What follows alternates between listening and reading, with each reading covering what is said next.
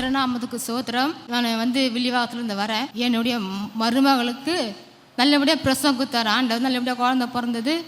அதேமாரி என் பேரன் 2.25 வயசாகுது. அவனுக்கு பேசியே வரல. அவனுக்கு என்ன சொன்னாலும் பேச மாட்டேன்றான், சாப்பிட மாட்டேன்றான், எதுவுமே பண்ணுறான். அன்பரின் பாதத்தில் ஒரு நாள் ஜெபிங்கோ, கடவுள் எல்லாம் உங்களுக்கு நல்ல விடுதலை கொடுப்பாருன்னு சொல்லி ஐயா யூடியூப்பில் பார்ப்பேன். நான் காலையில் 6 மணிக்கு நான் ப்ரேயர் பண்ணுவேன். இதுமாரி ஐயா உனக்கு ரெட்டிப்பான சந்தோஷம் கர்த்தர் உங்களுக்கு கொடுப்பாரு, நீங்கள் கவலைப்படாதீங்கன்னு ஒவ்வொரு நாளும் ஐயா ஜெபத்தை நான் கேட்குறேன். நான் காலையிலே வேலைக்கு போகும்போது வரும்போது ஜெபம் பண்ணுறேன். அதேமாரி இப்போ எனக்கு கர்ப்பப்பையிலும் கட்டிக்க சொன்னாங்க டாக்டர். எனக்கு கர்ப்பப்பையிலேருந்து கட்டி அதுலேருந்து எனக்கு விடுதலை கொடுத்தாரு. ஆண்டவருக்கு கொடான கொடி சோத்திரம். ஆண்டவருக்கு நன்றி.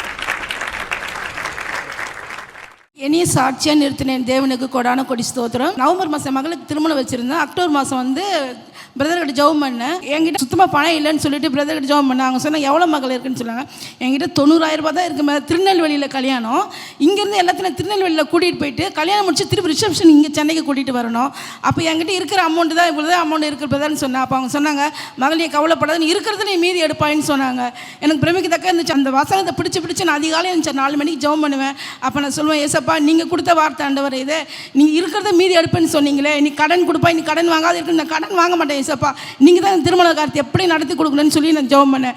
அதே மாதிரி இங்கே திருநெல்வேலிக்கு எல்லாரும் கூட்டிகிட்டு திருமணம் நடத்தி சத்திரம் முடிச்செல்லாம் நடத்தி மீதி என் கையில் எவ்வளோ இருந்துச்சு 10,000 மீதி. அந்த 90,000 10,000 இருக்கேன். நான் தேவன் எனக்கு உதவி செய்தார். எனக்கு செபிச்ச என் தேவனுக்கு கொடான கொடி ஸ்தோத்திரம். கர்த்தருடைய பரிசுத்த நாமத்துக்கு ஸ்தோத்திரம். நான் அரக்கோணம் பகுதியிலேருந்து வரேன். என் பேர் ஸ்டெல்லா. 2 வருஷத்துக்கு முன்னாடி பையன் விருப்பம் இல்லாமல் திருமணம் பண்ணிக்கினான். 2 வருஷமாக எங்கள் ஹஸ்பண்ட் சேர்க்கவே இல்லை. அப்போ அண்ணன் நவம்பர் மாதம் 2024 அரக்கோணம் வந்திருந்தார். அப்போ பிள்ளையை குறித்து ரொம்ப கவலைப்படுற மகனே, சீக்கிரமாக மகன் உன்னிட்ட சேர்ந்துருவான்னு சொன்னார். அதே மாதிரி 20 நாளைக்கு முன்னாடி அவன் சேர்ந்துட்டான். பிப்ரவரி ஒரு சகோதரி 8 ஜப குறிப்பு எழுதி வச்சுருந்து இங்கே ஜெபம் பண்ணாங்க. பிப்ரவரி யூடியூப்பில் நான் கேட்டுன்னு இருந்தேன். அப்போ ரொம்ப நாளாக பையன் வீட்டு சாவி கேட்டு அரக்கோணத்தில் நேவலுக்கு ஏற்றாப்புல வீடு இருக்குது. எவ்வளோ உறவினர்கள் கேட்டாங்க. அவர் சமாதானமே பண்ண முடியல. மார்ச் 1ஆம் தேதி ஜப குறிப்பு எழுதி வச்சுட்டு போனேன். இந்த திங்கக்கிழமை எதுவுமே பேசல. பையன் என்னை பார்க்கறதுக்கு வந்தால் சாவி எடுத்து என்கிட்ட கொடுத்துட்டாரு கொடுக்க சொல்லி. நாளைக்கு பையன் பால் காசுறான். அண்ணன் ஜபத்தினால கேட்டதுக்கு கடவுளுக்கு ஸ்தோத்திரம் சொல்கிறேன்.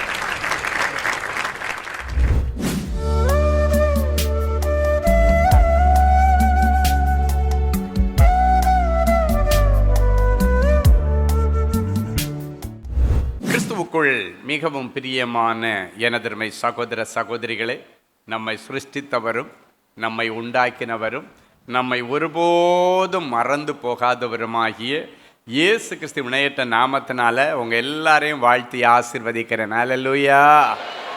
எல்லாரும் சந்தோஷமாக இருக்கீங்களா?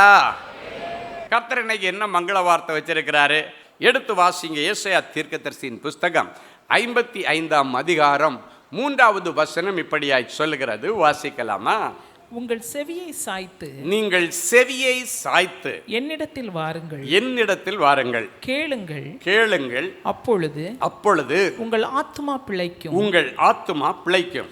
தாவீதுக்கு அருளின நிச்சயமான கிருபைகளை உங்களுக்கு நித்திய உடன்படிக்கையாக ஏற்படுத்துவேன். உங்கள் செவியை சாய்த்து என்னிடத்தில் வாருங்கள்.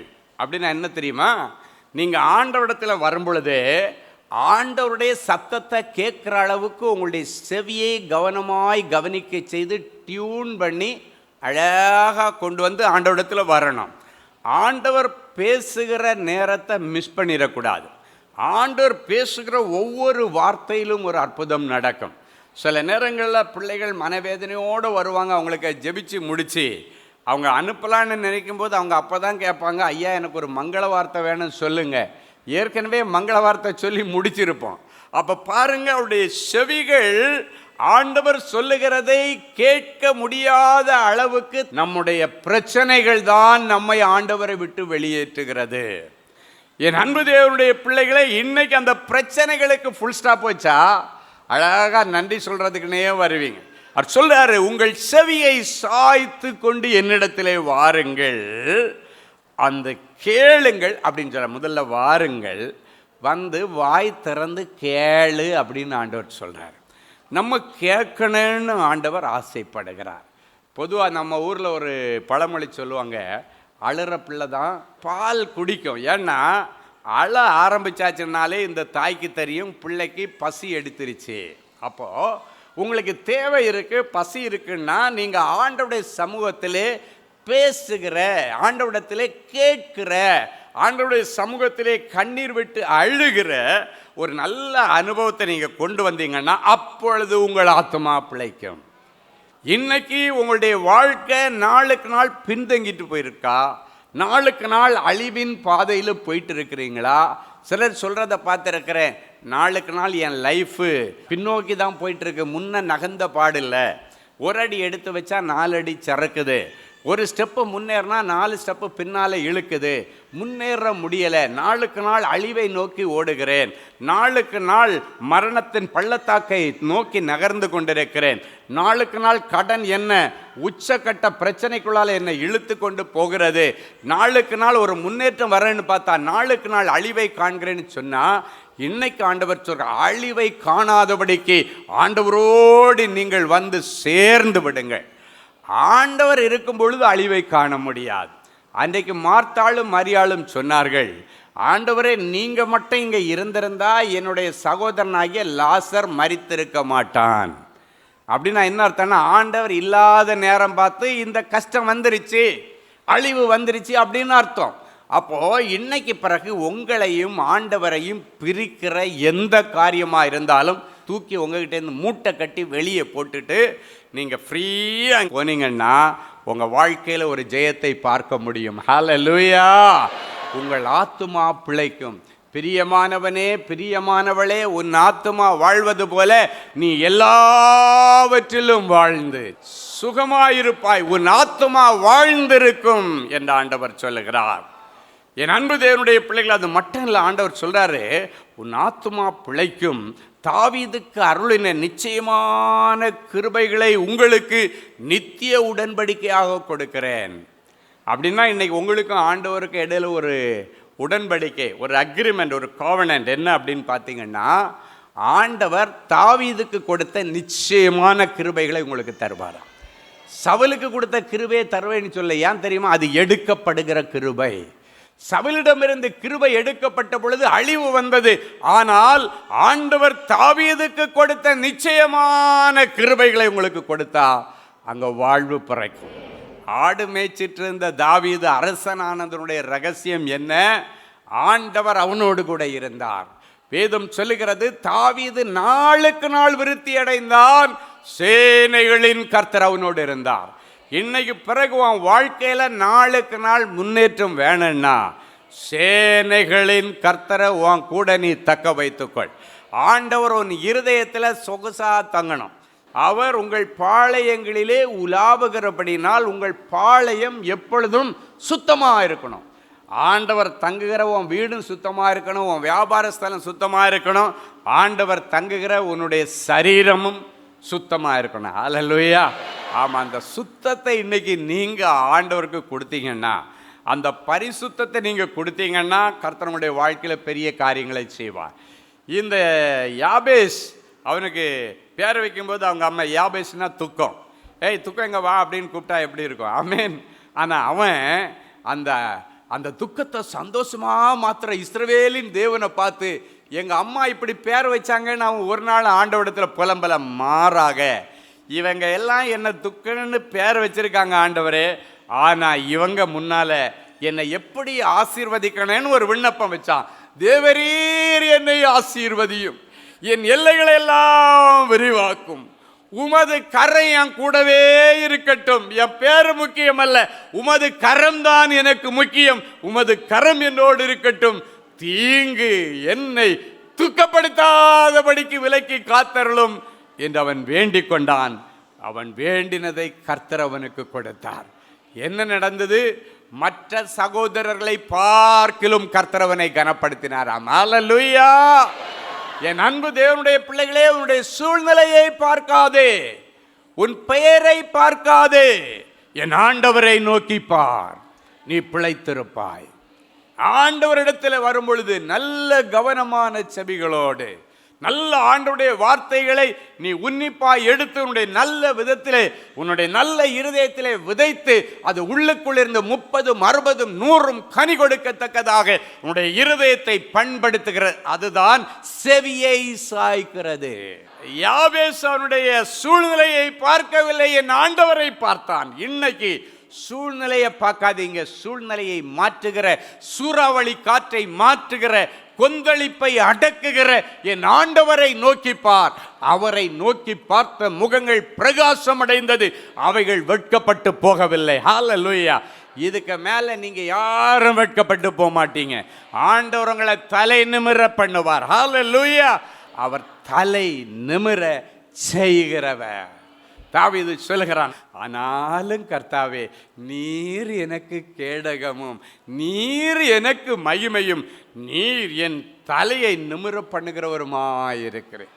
இனி எங்கேயும் ஆண்டவர் உங்களை தலை குனிய வைக்க மாட்டார். எந்த இடத்துல வெட்கப்பட்டு தலை குனிஞ்சு நின்னீங்களோ அதே இடத்துல என் ஆண்டவர் உன் பெயரை பெருமைப்படுத்தி உன் சத்துருக்களுக்கு முன்பாக ஒரு பந்தியை ஏற்படுத்தி உன் தலையை எண்ணெயினால் அபிஷேகம் பண்ணி அவர்கள் மத்தியிலே தலை நிமிர பண்ணுவார். ஹல்லேலூயா.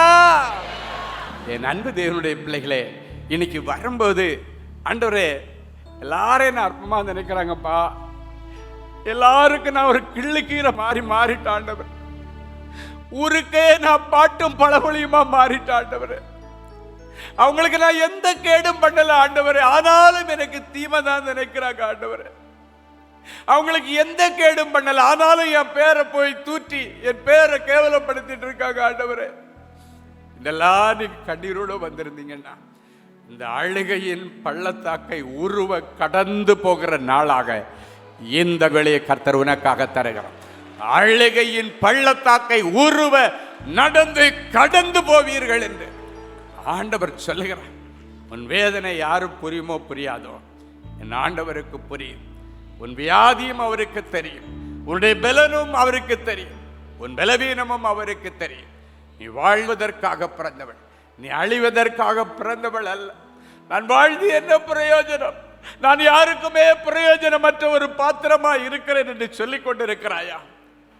யாருக்குமே பிரயோஜனம் இல்லாம இருந்த உன்னை ஆண்டவரிடம் எடுத்து அழகா பயன்படுத்த போற. ஆமா, எல்லாரும் வெறுத்து ஒதுக்கப்பட்ட அந்த கற்களை ஆண்டவர் எடுத்து மூளைக்கல்லாய் நிறுத்துகிற ஆண்டவர் இன்னைக்கு அப்படித்தான் அவனை உயர்த்த போகிறார். ஹல்லேலூயா. என் அன்பு தேவனுடைய பிள்ளைகளை, உங்களுடைய சரீரத்தில் இருக்கிற எல்லா கட்டுகளையும் ஆண்டவர் அழித்து இந்த வசனத்தின்படி நீ பிழைக்கும்படி ஆண்டவர் இன்னைக்கு உனக்காக பிரார்த்தனை செய்ய சொல்லுகிறார். நீ பிழைத்திருப்பாய். உனக்காக இன்றைக்கு நீ பிழைத்திருக்கும்படி ஒரு விண்ணப்பத்தை நான் உனக்காக செய்ய விரும்புகிறேன். நீ பிழைத்திருப்பாய். இந்த எசேக்கியா ராஜான்னு ஒருத்தர் இருந்தான், ரொம்ப நல்லவங்க. ஆண்டவருக்கு முன்பாக உண்மை உத்தமமா தன்னுடைய ராஜ்ய பாரத்தை நடத்தினவன், உண்மையாய் ஆண்டவருக்காய் உழைத்தவன். ஆண்டவர் அவருடைய கையில ஒப்படைத்த அந்த ஜனங்களை உண்மையாய் நியாயம் விசாரிச்சான்.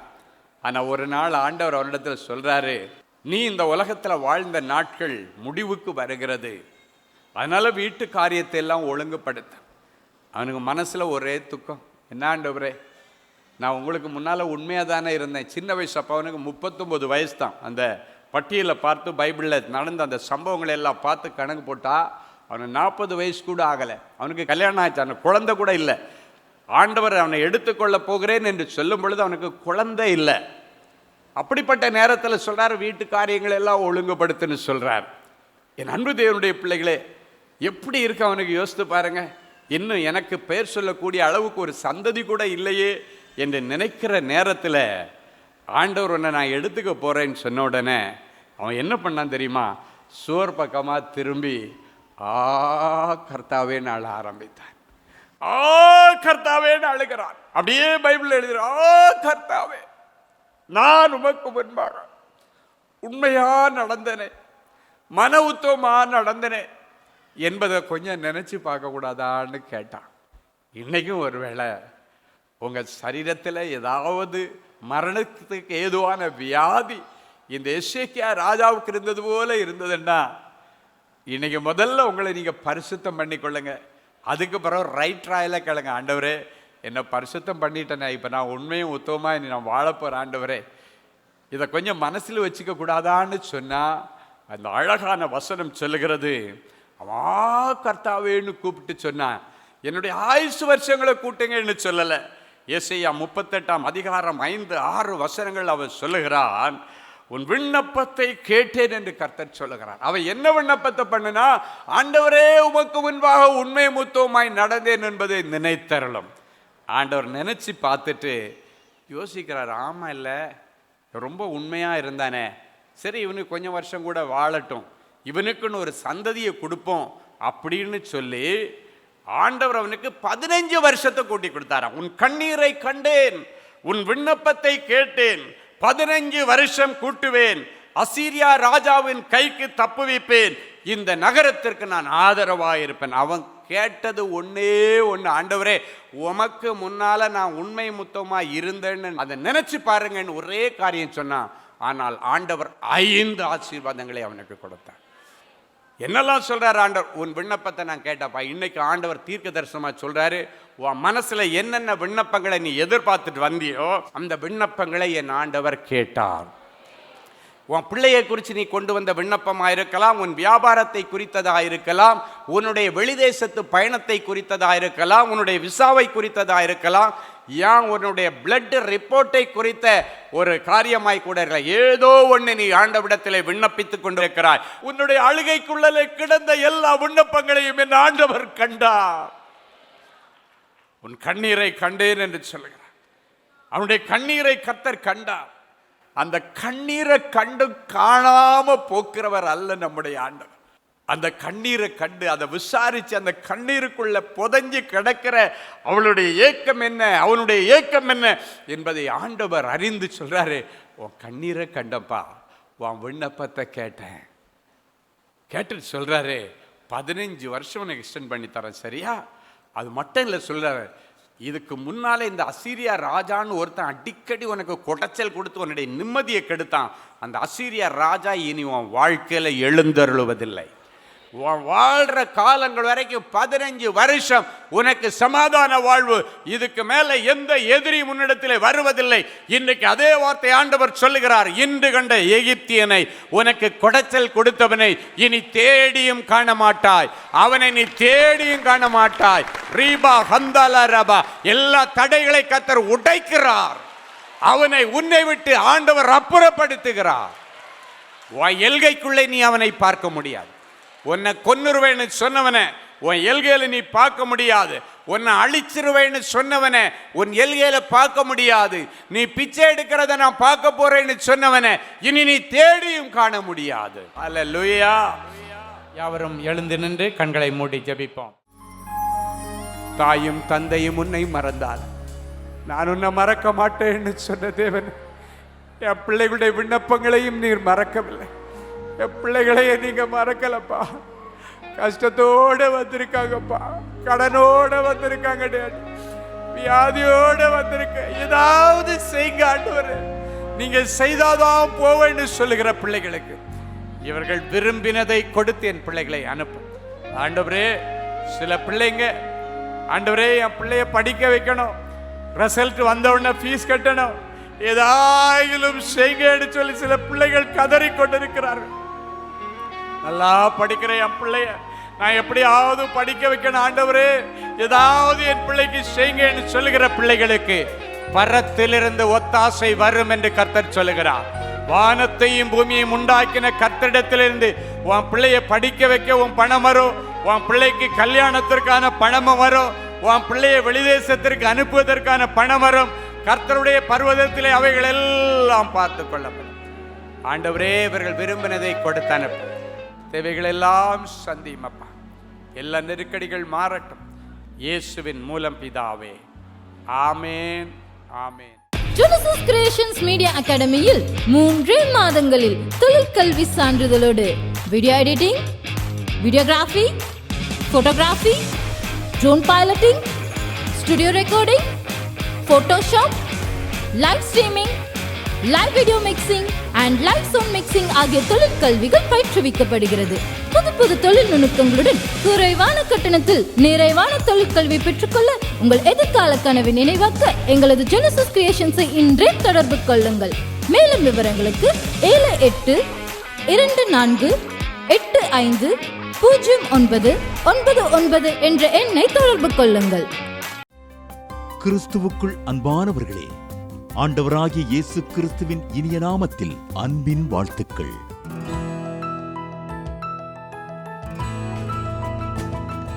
எங்களுடைய மார்வெல் திருமண தகவல் மையத்தை ஆன்லைன் சேவை மூலம் உங்களுக்கு அறிமுகப்படுத்துவதில் நாங்கள் மிகுந்த மகிழ்ச்சி அடைகிறோம். எங்களது மார்வெல் திருமண மையம் கிறிஸ்தவ குடும்பத்தில் திருமணத்திற்கு ஆயத்தமாயிருப்பவர்கள் தங்களுக்கு ஏற்ற வாழ்க்கை துணையை தேர்ந்தெடுக்க சிறந்த திருமண சேவை மையமாக இருக்கிறது. மேலும் மார்வெல் திருமண தகவல் மையத்தில் நீங்கள் பதிவு செய்வதற்கு எங்களது இணையதள முகவரி www.marvelmatrimony.com மற்றும் அலைபேசி எண் 7824855999 என்ற எண்ணிற்கு தொடர்பு கொள்ளலாம். சென்னை, நாகர்கோவில் மற்றும் மும்பை நகரில் உள்ளவர்கள் பதிவு செய்ய விரும்பினால் கீழ்கண்ட விலாசங்களில் உள்ள எங்களது அலுவலகங்களோடு தொடர்பு கொள்ளலாம். Email info@marvelmatrimony.com. ஆண்டவர்தாமே உங்களை அளவில்லாமல் ஆசீர்வதிப்பாராக. அன்பு தேவனுடைய பிள்ளைகளே, இந்நிகழ்ச்சியின் மூலம் நீங்கள் பெற்றுக்கொண்ட ஆசீர்வாதங்களை உங்கள் ஜெப விண்ணப்பங்களையும் அனுப்ப வேண்டிய முகவரி தேவனின் அன்பு ஊழியங்கள், எண் 340B பார் 1A 3B1 Vinayak avenue, OMR road, Okkiyam, Thoraipakkam, Chennai 600097. இது இந்தியன் ஆயில் பெட்ரோல் பங்க் எதிரில் அமைந்துள்ளது மற்றும் காக்னிசன்ட் டெக்னாலஜி சொல்யூஷன்ஸ் அருகிலும் அமைந்துள்ளது. மின்னஞ்சல் prayer@godsloveministries.co.in. எங்களது இணையதளம் www.godsloveministries.co.in. மேலும் 24 மணி நேர ஜெப உதவிக்கு 044-24547-999 மற்றும் 9941950999 என்ற எண்களுக்கு தொடர்பு கொள்ளுங்கள். கர்த்தர் தாமே உங்களை ஆசீர்வதிப்பாராக.